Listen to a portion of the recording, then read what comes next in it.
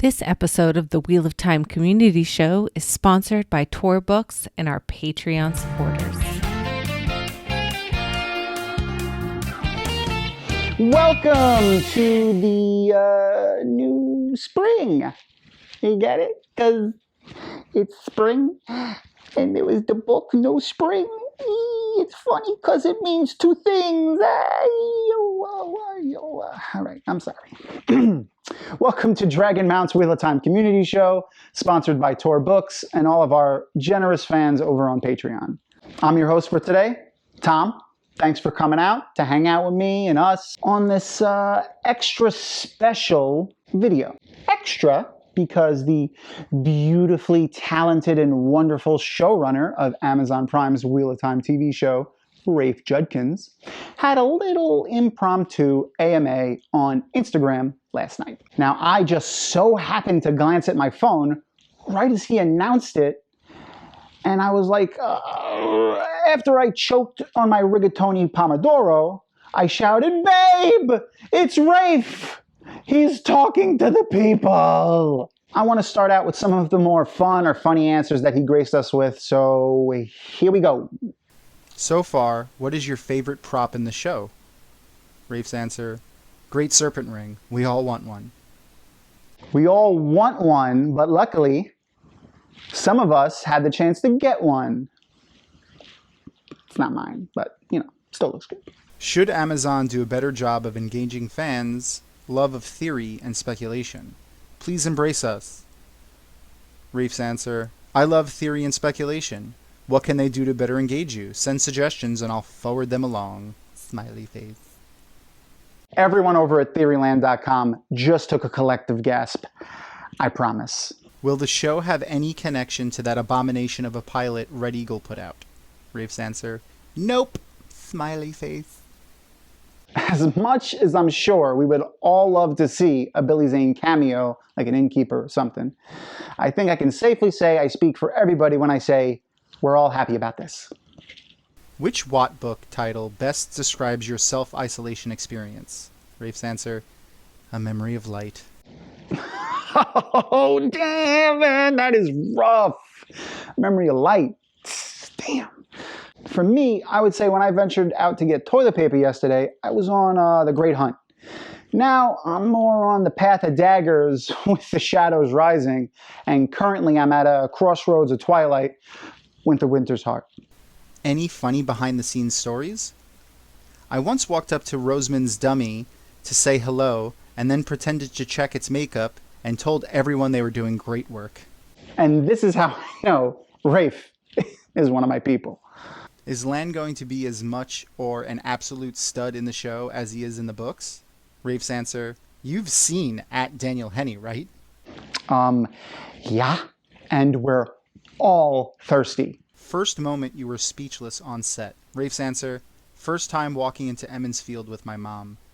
Oh, right. I was excited to see this set before, but now I am not sure how I'm going to be able to contain myself for a year or a year and a half or 2 years. How has it been to work with your incredibly talented cast and also dinner's ready? Rafes Answer, okay, I have to go eat now. I think I did this right. Next time I'll use different colors. I don't know why it was pink and orange the whole time. Oh, that's so cute and humble. We were already aware of most of the info that he gave us in his responses concerning Brandon's and Harriet's involvement in the show. That being said, there are a few particular things that I want to call out. To what extent has Harriet MacDougall been involved with the project? Rafes Answer, she's a consulting producer, so she's been out to Prague to the sets and read all of the scripts and sends me her notes on them. She and Maria are hugely helpful for maintaining the truth of the series and always keep me honest when it comes to things that change too much. Harriet MacDougall, Robert Jordan's widow, not everyone knows she's a hugely successful and famous editor in the publishing world. She's edited, amongst many others, all of the Wheel of Time books. So having Rafe say flat out that she reads all the scripts and make notes, and they take them to heart, is very comforting. And Maria, her being involved is absolutely fantastic. For those of you who don't know who Maria is, she's basically Varen. Besides being an absolutely wonderful person, she, like Varen, is a crafty genius, I would say. Yeah. So Maria Simmons has worked on the Wheel of Time since almost the very, very beginning. She's the continuity czar, research assistant, editing assistant. She's really just like a jack of all trades. She's fantastic. And having both of them helping out to maintain the truth of the series and always keep Rafe honest when it comes to things that change too much is really just a fantastic thing to hear, and it makes me feel so much better. How involved, if involved at all, is Sanderson in the writer's room? Rafes Answer: Brandon is hugely helpful. I talked to him before we started season 2 while he was in Prague to get his advice, and he reads all the scripts and gives notes. He's incredibly thoughtful and understands the process of adaptation and what's required from it. I feel so lucky to have him involved. I would have him do more if I could make him. And Brandon, I really feel like I don't need to say anything other than I love every single word of his response here. Okay, now that we've had some fun, let's talk about what may or may not be changing based off of what we've overanalyzed from these Insta blurbs. Blink twice if Min is in season 1. Rafe's Answer: winky face, winky face. Are you going to merge Min and Elaine? Hell no.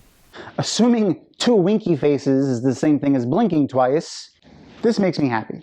Mainly because I think it's important to have as many strong female non-channeler characters as possible.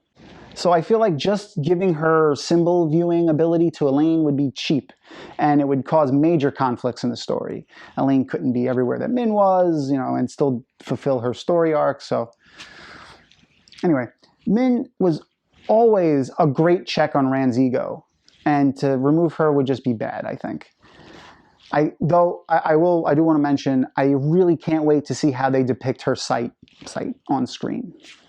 What words of hope would you offer a fan afraid that the show will cut a lot of content? Rafe's Answer: I genuinely think that we are cutting less than most people think. When I see people ask questions like, "Are you cutting Min?" it blows my mind. I don't know how you do an adaptation without some of these characters. I think it'll be more of the smaller stories you'll miss. We can't have Rand and Matt travel to many, many inns on their travels across the countryside, for instance. It's just not producible. So that will be more of what you miss, I think. And the books always exist for that. Smiley face. RJ created thousands of characters. Given that, did you feel the need to create new characters? Rafe's Answer: anyone new is inspired by characters in the books or a number of characters combined. If we paid to cast all the speaking roles in the book, we can only afford to have a radio play. This response also puts to rest some of my fears. And don't get me wrong, I completely understand that things need to be condensed, things need to be cut, changed. It isn't surprising in any way to see this. I just hope that Bayard makes the cut. Please tell me you cut Narg. Rafe: never! Mother's milk in a cup, Rafe. Why? Why? Oh, Narg not smart. Are Min/Elaine in season 1? Rafe's Answer: TWWATWW. Really? Really, Rafe? Really? The wheel weaves as the wheel wills? Is this the show's version of RJ's famous Raffo? Because honestly, I was kind of hoping for a Waffo. That's much more fun to say. You're killing me, Smalls. You're killing me. But I love it. Will we have to wait till season 2 to see any Aiel other than Rand? Nope, and the one you'll see will shock you. Haha. Amazon shouldn't let me be on here when I've been cooped up for a week. Burn me! Who is it? Who could it be? Maybe it's an Aiel searching for the Karn earlier. Or maybe it's one who left the Threefold Land. Maybe he was exiled. Oh, is it one of the wise ones? I want to know. I want to know now.